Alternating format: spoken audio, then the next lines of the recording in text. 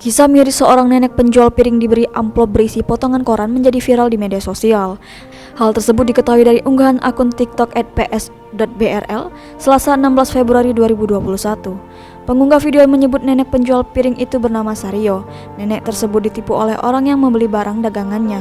Pembeli itu memberi amplop saat membayar barang yang dibeli. Bukan uang, ternyata amplop itu berisi potongan kertas koran.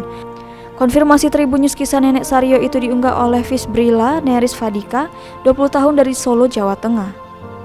Menurut Neris, nenek tersebut menjual piring hingga baju bekas. Dirinya bertemu dengan Sario di lampu merah Patung Tembak Solo.